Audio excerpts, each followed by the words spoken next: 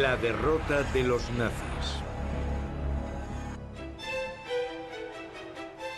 Si eres la raza superior de los arios, no te será fácil hacer amigos. Los que estaban fuera oyeron gritos y puñetazos en la mesa. Había mucha desconfianza entre ellos. Sin embargo, cuando se avecina una guerra mundial, los aliados se vuelven esenciales. No te atacaremos si te involucras en una guerra. No te atacaremos si tú te involucras en una guerra. Hitler no había sopesado demasiado bien la relación. Cuando solo hay dictadores y déspotas para elegir, el riesgo es alto. Solo podían elegir entre las opciones que tenían. Y el resultado final. Enormes desastres. Desastres sin precedente. Disfunción a casi todos los niveles.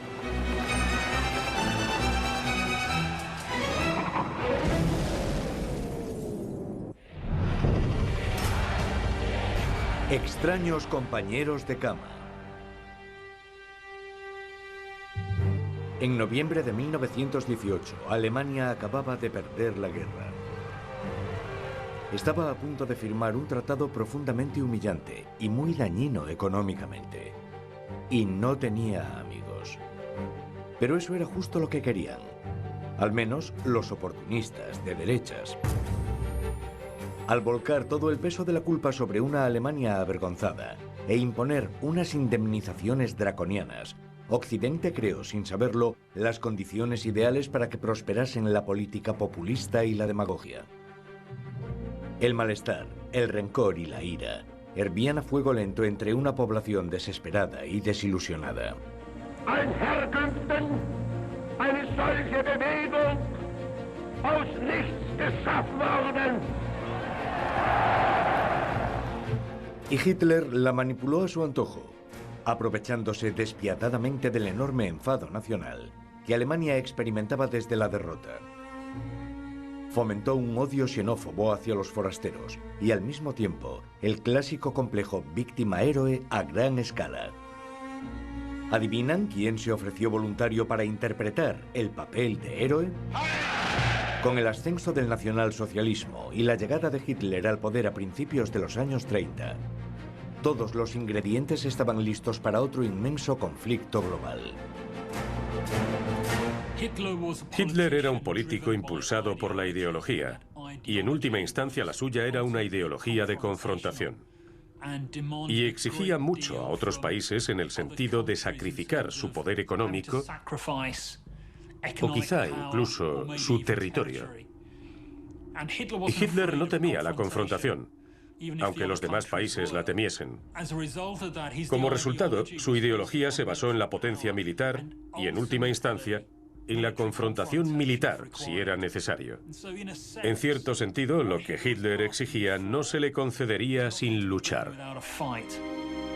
Mientras la Segunda Guerra Mundial se avecinaba, las amistades más cercanas que Alemania podía invocar no eran más que alianzas incómodas e inestables. Sin embargo, necesitaban aliados, o al menos amistades fingidas a corto plazo. Sus opciones eran limitadas. En la lista de candidatos al este tenían a Rusia, un paria internacional. Pero un Estado comunista no parecía encajar con la Alemania fascista. También había depredadores de ideas afines, como la Italia fascista y un Japón hipermilitarista.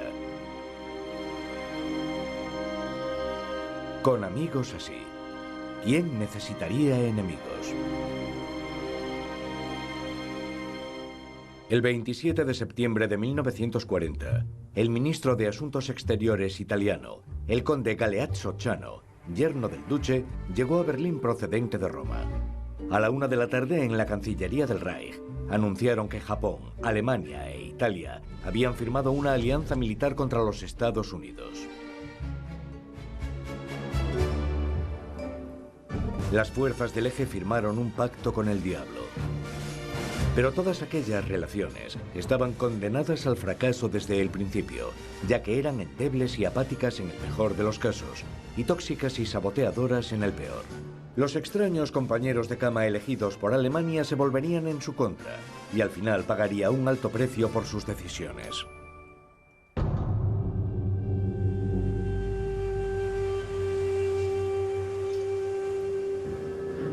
22 de junio de 1941. Al amanecer, los bombarderos alemanes atacan ciudades rusas desde Leningrado hasta Sebastopol. Es el inicio de la mayor operación militar de toda la historia, la Operación Barbarroja. También sería la más sangrienta. Pero supuestamente Rusia y Alemania tenían un pacto de no agresión. ¿Cómo llegaron a esto? Bienvenidos a un mundo de engaños y deslealtad entre amigos en tiempos de guerra.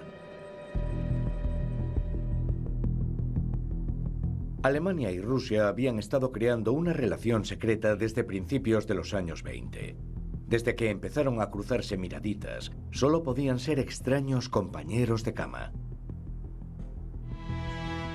El Tratado de Versalles había prohibido cualquier desarrollo militar, así que Alemania necesitaba un lugar para comenzar a armarse, lejos de las indiscretas miradas de Occidente. La Rusia soviética era el lugar perfecto. A principios de los años 30, existe una cooperación militar real entre los soviéticos y los alemanes. Había oficiales alemanes que iban en secreto a la Unión Soviética y allí subvertían las restricciones del Tratado de Versalles y probaban armas, aviones y tanques que Alemania no podía tener. Los soviéticos se beneficiaban obteniendo formación y viendo cómo trabajaba el personal alemán, y además fotografiaban algunas de las armas que los alemanes desarrollaban en esos espacios. Dado que eran enemigos ideológicos implacables, ninguna de las dos partes se sentía cómoda en la relación. Pero fueron los alemanes quienes sacaron más provecho del trato. Eso explica que cuando Hitler se rearma tras su llegada al poder en 1933, ya tiene una base para reconfigurar la Wehrmacht, las Fuerzas Armadas alemanas, en divisiones de tanques, de infantería y una gran fuerza aérea, la Luftwaffe. Y también ha ideado ya cómo será la Kriegsmarine, la armada nazi. A los rusos también les favorece. Están preparados para convertirse en lo que serán en 1949, el mayor ejército mecanizado del mundo, en gran parte gracias a la formación y la tecnología aportadas por los alemanes en los años 20 y 30.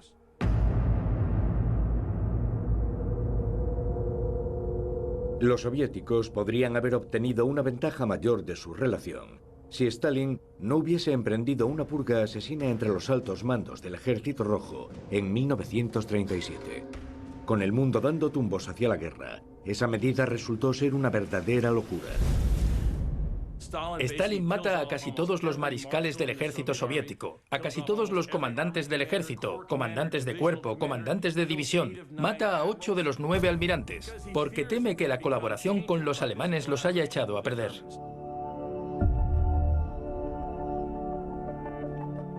Entre los altos mandos de su ejército, solo quedó incompetencia. Está tirando piedras contra su propio tejado, pero la Unión Soviética es tan colosal en cuanto a mano de obra y recursos industriales que puede reemplazarlos por comandantes a menudo menos capaces, pero lo bastante buenos para sobrevivir. Stalin no recelaba de las intenciones de Hitler. Después de todo, no parecían dos personas muy distintas. Hitler ya había entrado en Austria y en unas regiones de Checoslovaquia conocidas como los Sudetes, habitadas principalmente por hablantes de alemán. Stalin no había podido llegar a un acuerdo contra la Alemania nazi con Gran Bretaña y Francia, con quienes había estado confabulando a espaldas de Hitler, así que quedó peligrosamente expuesto. Para los soviéticos, el problema es que ven lo que le sucede a Checoslovaquia y empiezan a darse cuenta de que las potencias occidentales se han alejado de su aliado oriental, lo han dejado en la estacada y piensa, si lo que nos interesa es la seguridad, no podemos depender de las potencias occidentales. Y Stalin, que siempre busca ganar tiempo, empieza a cambiar de idea. A principios de 1939 se enfrentó a la abrumadora perspectiva de tener que resistir en solitario la expansión alemana hacia el este.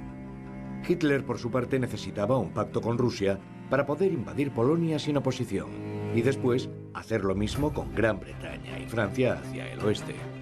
Así no tendría que preocuparse de luchar al mismo tiempo con los rusos en el este. Pero Hitler siempre traicionaría a Rusia. Y Stalin lo sabía.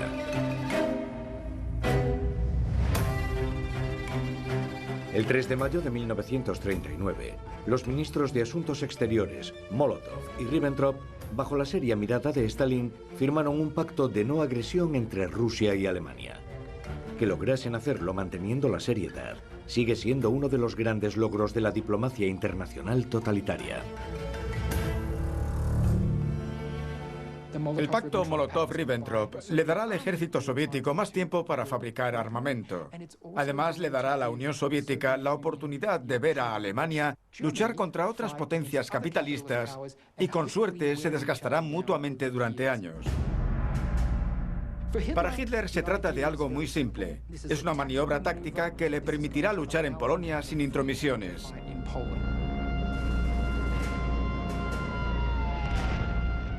Alemania sometió rápidamente a Polonia por la fuerza. Y desgraciadamente para Stalin, a continuación conquistó fácilmente gran parte de Europa occidental. Y lo que parecía inevitable, por fin ocurrió. La Alemania nazi atacó a Rusia sin previo aviso mediante la Operación Barbarroja. En junio de 1941, el acuerdo entre Alemania y la Rusia soviética estaba muerto y enterrado.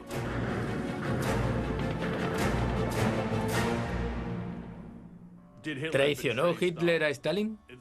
Dada su brutalidad, es difícil compadecerse por cualquiera de los dos, la verdad. Creo que ambos sabían en lo que se metían cuando firmaron el pacto. Los dos jugaban una partida muy cínica, pero Hitler fue el primero en romper el pacto. Hitler había apuñalado a su socio por la espalda. ¿Quién en su sano juicio volvería a confiar en los nazis?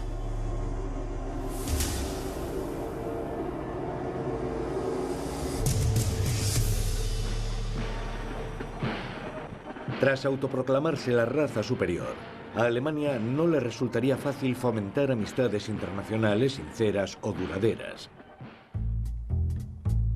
Sin embargo, por pura conveniencia, la pareja más lógica para los nazis era otra potencia europea fascista: Italia. La asociación entre las dos potencias resultaría ser un absoluto desastre, tal y como reflejan las relaciones personales entre Hitler y Mussolini. Podemos describirlos como narcisistas absolutos. ¿Y qué sucede si los dos se juntan? Una fisión atómica, una explosión nuclear. En términos psicológicos, lo que ocurre es que al final ganará el narcisista más fuerte. Y si nos fijamos en Mussolini, vemos que era mucho más complejo que Adolf Hitler y propenso a depresiones evidentes.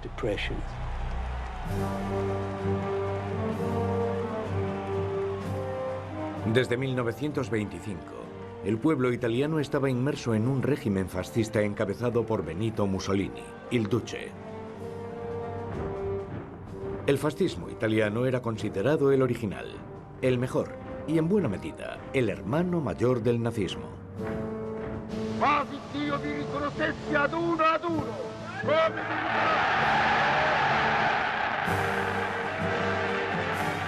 En 1922, cuando Mussolini lideró a miles de partidarios y fascistas hasta la capital italiana en su crucial marcha sobre Roma, Hitler se prendó de él. Hitler admira fervientemente a Mussolini desde el principio. Mussolini es el primero en destacar. Crea su partido fascista antes de que Hitler cree el partido nazi. Encabeza la marcha sobre Roma en 1922. Se insinúa al gobierno italiano. Es nombrado primer ministro por el rey de Italia. Y se lanza inmediatamente a convertir Italia en un país fascista, con grandes edificios públicos, desfiles, monumentos fascistas. Hitler queda fascinado. Podríamos decir que se enamora de Mussolini e imita a Mussolini. Durante los años siguientes, los dos déspotas continuarían intimando. Mussolini incluso apoyó económicamente al naciente partido nazi. L'antigenato, und in diesen 13 Jahren documenterà al mondo aus Blut und Fleisch, maestria e la genialità dei vostri artigiani. No es de extrañar que en privado Mussolini tuviese una pobre opinión de Hitler. De hecho, lo consideraba un inepto social mortalmente aburrido. Y por supuesto, como Mussolini no andaba precisamente corto de egolatría, sostenía que el ascenso de Hitler a la cima era mucho menos glorioso que el suyo. Él era el padre del fascismo y Hitler solo un vástago de su genio. Y cuando Hitler llegó al poder en 1933, Mussolini se apresuró a barrer para casa reclamando la victoria para sí mismo y su propia ideología fascista. La tendencia fascista empezaba a ponerse de moda. Su primer encuentro real se produjo en Venecia en 1934 y no salió nada bien. Hitler es eclipsado por completo por Mussolini, que llega con su uniforme fascista, con un aspecto muy serio y marcial. Y Hitler aparece con un abrigo holgado y un sombrero de fieltro. Todavía no ha adoptado el uniforme nazi. Y se centran principalmente en Austria. Mussolini le dice, nadie debe tocar Austria, debe seguir siendo independiente. Y Hitler y Mussolini se enfurecen y discuten. Los que estaban fuera oyeron gritos y puñetazos en la mesa. Fingen ser buenos amigos, pero comienzan a divergir estratégicamente. Tras la reunión, los dos tenían muy claro que a ninguno le gustaba nada el otro.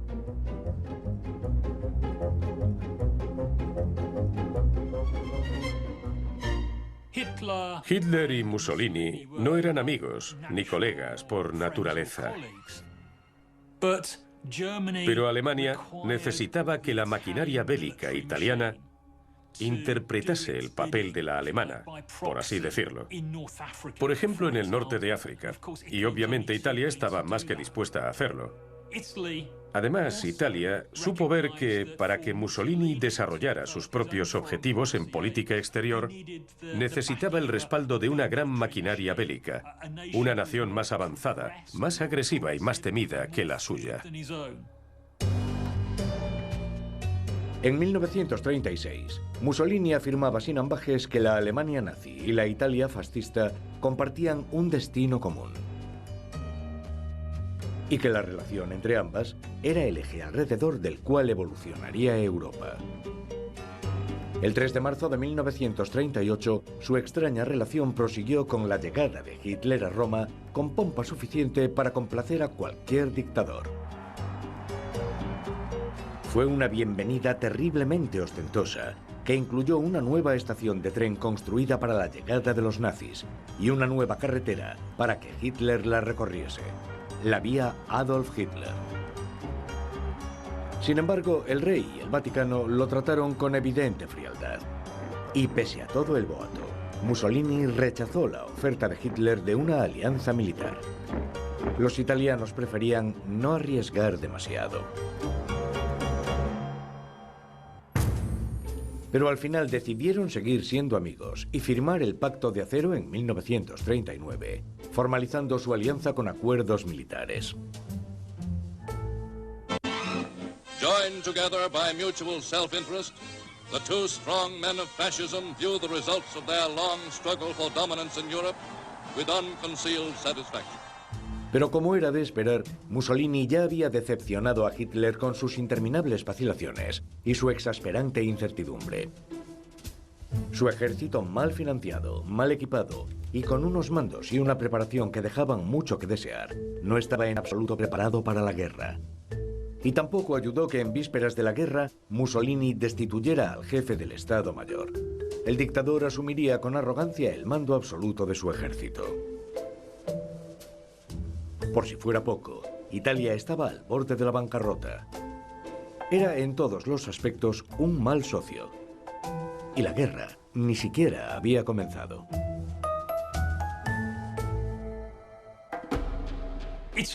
Italia era un país relativamente débil en cuanto a su economía, su sociedad y también su ejército. Mussolini trataba desesperadamente de elevar el nivel de vida en Italia, pero lo estaba consiguiendo muy lentamente. Y como muchas naciones y muchos líderes de la historia, buscó fuera de sus fronteras una sensación de poder y beneficios que pudiesen unir al país en torno al líder y proporcionasen grandes beneficios internos. Y obviamente es ahí donde entraban en juego los objetivos de Hitler y de Alemania.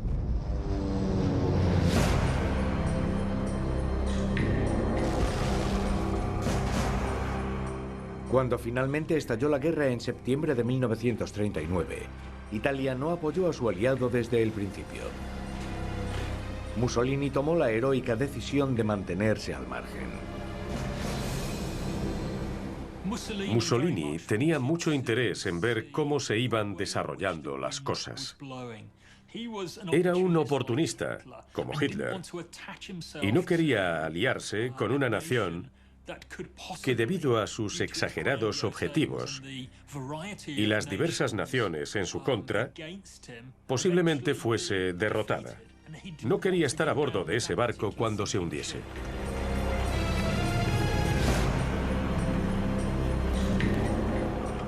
Pero durante la campaña francesa queda muy claro que Alemania va a vencer, que Alemania va a conquistar Francia por increíble que parezca.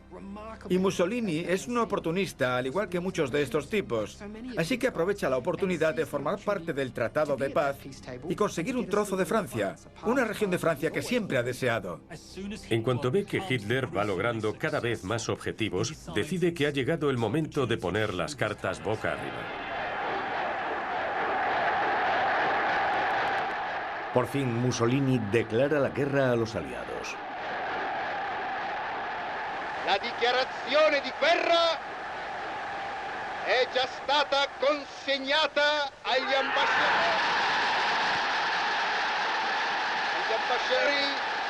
di Gran Bretagna e di Francia. Y mete la pata de inmediato. Mussolini ha anunciado que se incorpora a la guerra, pero no ha tenido en cuenta que el 40% de su marina mercante está en alta mar o en puertos extranjeros y será incautada de inmediato. Los italianos perderán todo eso. Los italianos habían empezado con mal pie y continuaron del mismo modo. Uno de los problemas de los italianos es que no son avisados de que van a declarar la guerra a los aliados. Y Mussolini no solo tendrá que combatir en la frontera con Francia. Existe otra frontera entre la Libia ocupada por los italianos y las colonias británicas en Egipto. Y en una de las primeras maniobras, las tropas británicas emprenden una breve incursión en las colonias italianas. Un gran número de los prisioneros italianos caen en esos primeros días de guerra, en parte porque no saben que están en guerra. Por si fuera poco, Hitler no compartía sus planes de guerra con sus aliados con el pretexto del factor sorpresa. Mussolini no estaba nada contento con su evidente condición de segundón en aquella alianza. Así que ideó una forma de devolvérsela a Hitler, como él mismo afirmó abiertamente. Mussolini deseaba Rumanía, pero Hitler ya la había invadido, y al no poder hacerse con Rumanía, en un ataque de celos propio de un niño malcriado, ordenó que sus tropas atravesaran Albania para intentar conquistar Grecia, sin informar a los alemanes, por supuesto. Así aprenderían. Italia, que presumía de ser una gran potencia, envía 200.000 soldados a Grecia para luchar contra 60.000 griegos y sufre una dura derrota. Y no solo son derrotados en el campo de batalla, son perseguidos hasta Albania, que habían conquistado en 1939, y los griegos se quedan con un tercio de Albania. Mussolini quedó en evidencia ante Hitler. The man in Rome shouts encouragement to his troops, proclaims his early victories to the world, and then Greece turns his armies upside down and throws them back at it. Rube Goldberg in the New York Sun. Alemania se vio obligada a acudir al rescate de Italia enviando tropas para expulsar a los británicos y a los griegos. Hitler decidió enviar a uno de sus comandantes más respetados, Albert Kesselring, para hacerse con el control en el Mediterráneo. Hay mucha desconfianza entre ellos. No existe un compromiso mutuo con respecto a la guerra. Cuando Mussolini decide invadir Grecia, no se lo dice a Hitler. Cuando Hitler decide invadir la Unión Soviética, no se lo dice a Mussolini. Si existiese una causa común de algún tipo, una alianza común, elegirían objetivos similares e intentarían alcanzarlos. Si nos planteamos en qué medida existe esa cooperación, está fallando al nivel más básico. Mientras tanto, las cosas iban mal para los italianos en el norte de África.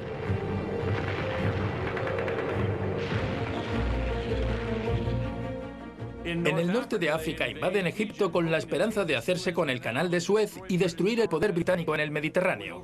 Son más de 200.000 soldados contra unos 40.000 soldados británicos.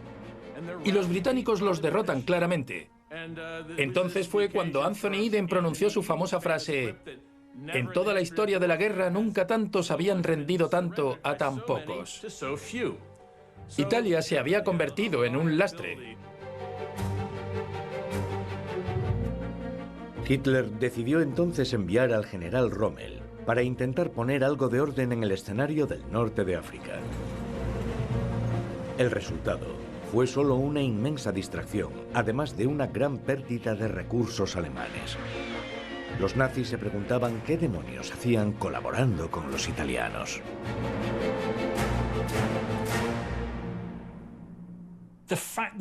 Obviamente, el hecho de que Italia no pudiera vencer por sí sola y requiriera cada vez más recursos alemanes era una gran desventaja para Adolf Hitler y Alemania. Porque justo cuando estaba invadiendo la Unión Soviética, se vio obligado a destinar más recursos a esa otra campaña. Desgraciadamente, ni la fuerza, ni el poder, ni la capacidad de los italianos bastaban para que venciesen esas batallas por sí mismos. Así que los alemanes se ven arrastrados a escenarios bélicos que consideraban secundarios para apuntalar a su débil aliado. El apoyo a las campañas bélicas era cada vez menor, ya que las autoridades se dieron cuenta de que estaban presenciando el catastrófico fracaso del régimen fascista. En general, podemos verla como una relación fallida. Pero cuando la derrota de esa alianza parecía inminente, como se vio claramente en Sicilia, el pueblo italiano se dio cuenta de que Mussolini había llevado a la nación por el mal camino.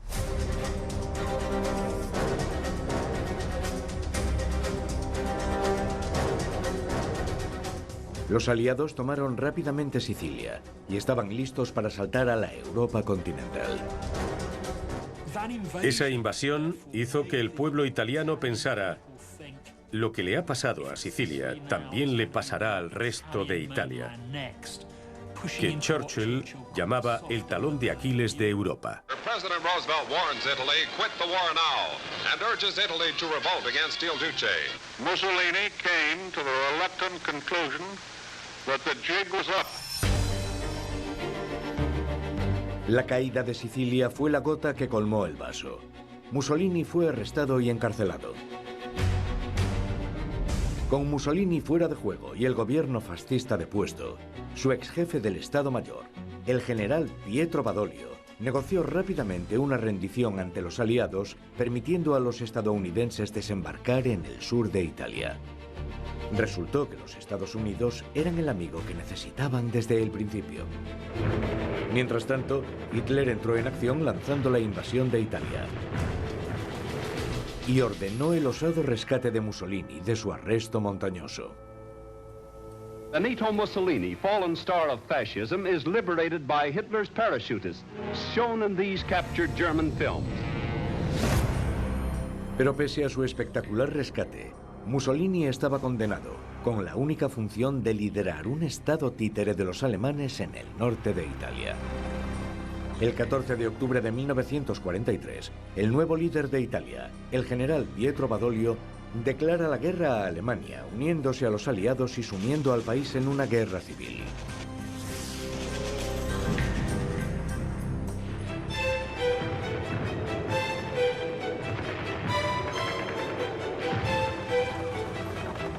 Al final, las tropas italianas cooperaron con los aliados para expulsar a los alemanes de Roma. Italia, por fin, sentía los vientos del cambio, de la tiranía a la libertad.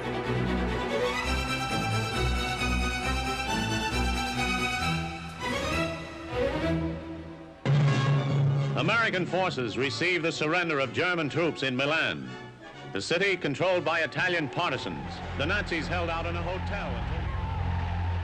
En abril de 1945, con los aliados a las puertas y los partisanos en pie de guerra, Mussolini huyó disfrazado con un uniforme alemán para intentar llegar a la frontera suiza. Pero la publicidad que tanto había disfrutado lo traicionó. Su calva y su mandíbula, tan características, lo delataron. Fue reconocido por unos partisanos a pocos kilómetros de la frontera. Estaba muy cerca de alcanzar la libertad. Mussolini y su amante, Clara Petacci, fueron ejecutados por un pelotón de fusilamiento cerca del lago de Como. Sus cuerpos y los de otros fascistas ejecutados fueron colgados en la plaza del pueblo, expuestos al escarnio público.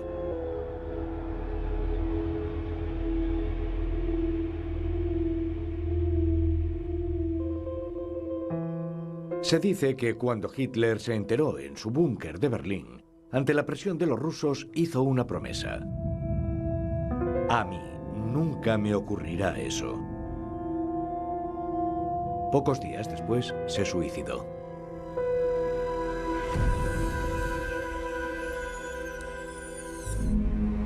Su viejo amigo había logrado ejercer una última y mortal influencia en Hitler.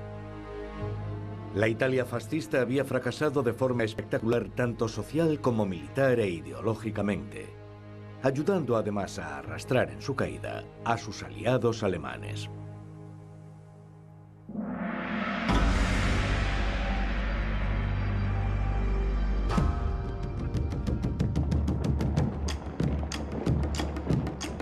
Durante los años 30, los objetivos militaristas japoneses se volvieron más extremos. Los redobles del nacionalismo fanático sonaban cada vez más fuerte. El gran plan de Japón de establecer un gran imperio asiático lo alejaba de Occidente hacia la órbita de la Alemania nazi y la Italia fascista, con las que compartía ideales. Pese al carácter de Japón, egocéntrico y totalmente independiente del pensamiento nazi, Hitler se mantuvo atento. Ahora veía a Japón como una potencia con la que podía asociarse.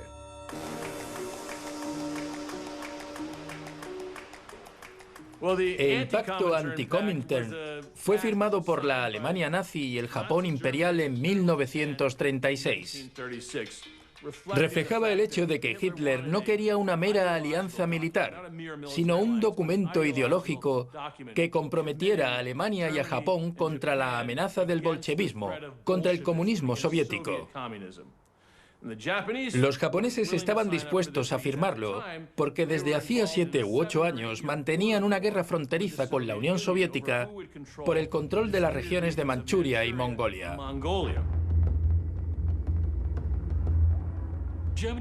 Alemania y Japón tenían intereses comunes con respecto a la Unión Soviética. La Unión Soviética era una nación enorme con un gran potencial. Era imposible que los alemanes se imaginasen avanzando a través de decenas de miles de kilómetros. Si Japón podía atacar desde el este, presionar a la Unión Soviética en regiones a las que Alemania no podía llegar físicamente, Alemania tendría más opciones de someter a la Unión Soviética. Pero los hechos no tardarían en dejar claro que, una vez más, Hitler no podía confiar en sus amigos y ellos no podían confiar en él. Y las repercusiones decidirían el destino de varias naciones. La expansión japonesa por el noreste de China, fronterizo con el territorio soviético, estaba provocando tensiones crecientes.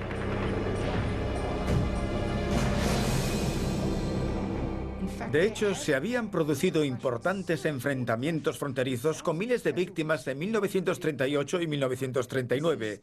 Se trataba de una guerra no declarada entre Japón y la Unión Soviética. Y esas disputas las gana claramente la Unión Soviética. Eso convence a suficientes mandos del ejército japonés de que su estrategia hacia el norte no es una buena idea y que la guerra que estaban librando con China es la más importante para Japón. Los japoneses habían descubierto por las malas que los soviéticos los superaban en número y también en armamento, sobre todo en tanques. Mientras tanto, Hitler se impacientaba y, harto de esperar a que Japón se enfrentase a la Unión Soviética, firmó el muy provisional pacto Molotov-Ribbentrop con Rusia como su propia póliza de seguros, sin decírselo a Japón ni a Italia. Los japoneses se indignaron muchísimo. Lo consideraron una ruptura total del pacto anti-Cominter que Alemania y Japón habían firmado en 1936 para combatir juntos la amenaza del bolchevismo. Y de repente Hitler decía que no estaba dispuesto a una guerra contra los soviéticos en otro lugar, que no atacaría a la Unión Soviética. Así que básicamente condena a los japoneses a una derrota si los soviéticos deciden impulsar su campaña en Mongolia y Manchuria.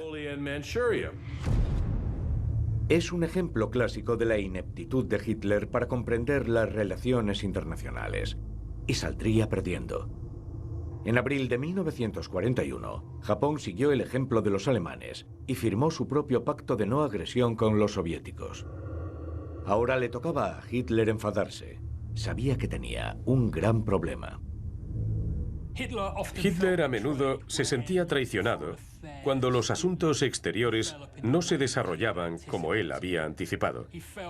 Creía que muchas naciones lo habían abandonado, sin pensar que obviamente ellos también sufrían sus propias presiones e influencias, y no siempre pensaban en lo que sería mejor para Alemania. Pero está claro que el hecho de que Japón y la Unión Soviética pactasen no luchar entre ellos socavó enormemente su capacidad de acometer una faceta absolutamente central de su ideología, que era aplastar a la Unión Soviética.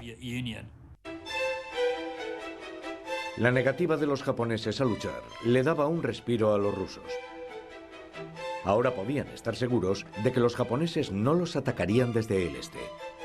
Eso les permitió destinar un enorme número de tropas al gran enfrentamiento, la Batalla de Moscú de septiembre de 1941.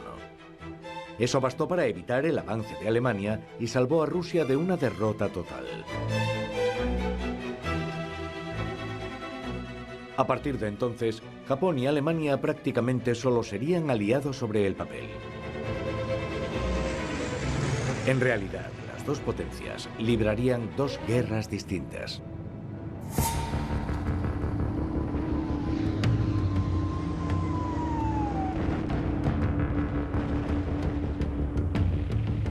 In Tokyo, Premier Tojo made it official. The imperial rescript declaring war has just been promulgated. Hitler se había fijado tantos objetivos en Europa y en el norte de África que no podía pensar más allá de Europa. Por lo que a él respectaba, los japoneses lucharían en su escenario y él lucharía en el suyo. Y llegado el momento, quizá pudiesen cooperar de forma más significativa, pero no antes de que la Unión Soviética fuese sometida. Como todos los tratos de Hitler, fue una relación caracterizada en ambos bandos por la desconfianza, el rencor y la envidia más que por cualquier sentimiento de valores u objetivos compartidos. Las alianzas alemanas se caracterizan por su disfunción. Lo vemos en la forma en que Hitler se relaciona con sus aliados. Nunca se unen. No existe un mando supremo para compartir ideas. La información no fluye. Trata con los demás dictadores uno a uno y a menudo los enfrenta entre sí. Así es como construye sus alianzas, si es que pueden llamarse así. Y Hitler hizo exactamente lo mismo con sus otros aliados europeos.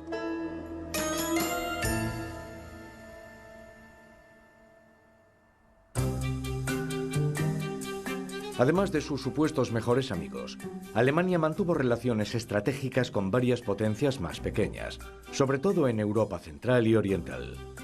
Hitler esperaba crear un corredor estratégico hacia el este con su ayuda. Uno de los puntos importantes del Frente Oriental es la participación de los rumanos, una de las potencias más importantes, y de los húngaros. Pero entre los rumanos y los húngaros existe una antipatía tremenda. Y Hitler siempre habla de firmar un acuerdo después de la guerra. Y siempre dice que el que mejor contribuya a ese frente común podría ser el que consiga lo que quiere en esos conflictos regionales. Al final, Eslovaquia, Rumanía, Hungría, Bulgaria, Croacia y Yugoslavia se unieron a las potencias del eje, de buena gana o de muy mala gana. Firman por muchas razones diferentes: dependencia económica de Alemania, protección frente a los soviéticos o simple miedo a los nazis. Pero todos aportaban algo. Alemania era la mayor potencia de la región. Los estados más pequeños proporcionaban sus recursos naturales a cambio de la protección del ejército nazi. Pero eso resultó ser una gran carga para las tropas y los suministros de Hitler, que podría haberlos aprovechado mejor en otro lugar.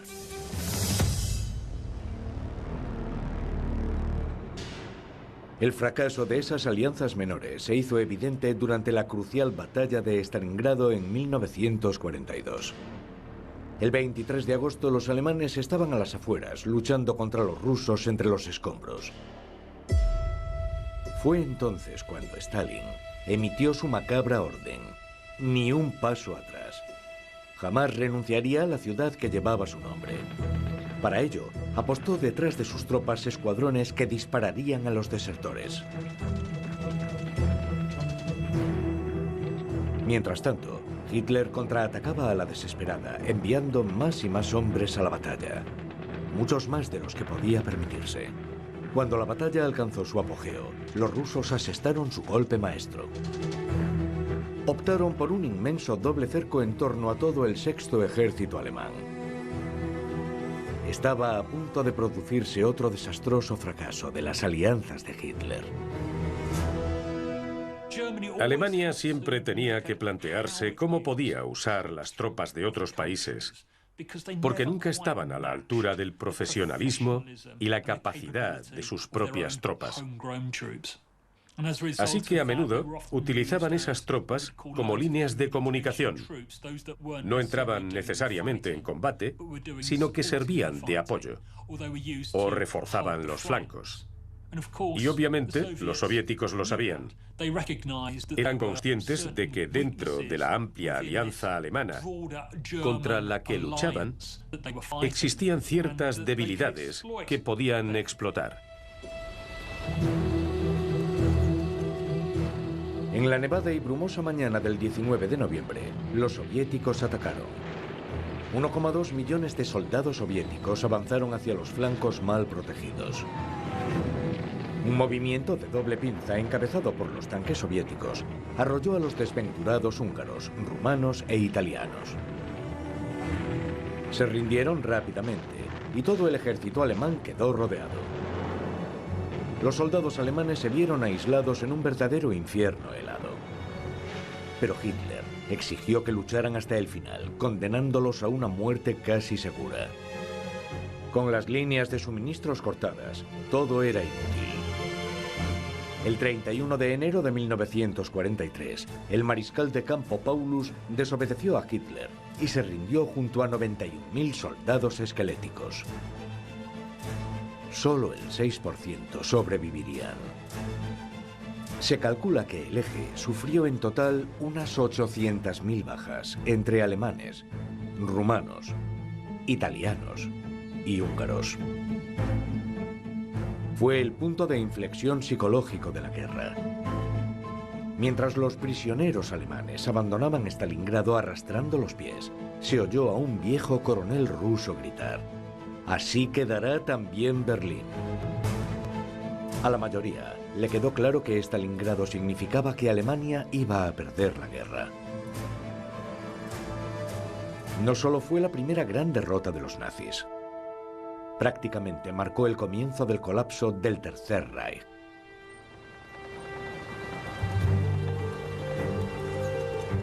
Falló el liderazgo, falló la planificación y fallaron los acuerdos y las alianzas. El núcleo del credo nazi lo ocupaba una creencia totalmente errónea en su propia superioridad.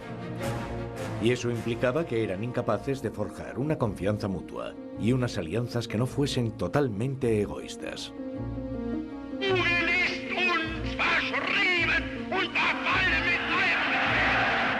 Alemania, Italia y Japón se fallaron entre sí, y también a sus pueblos.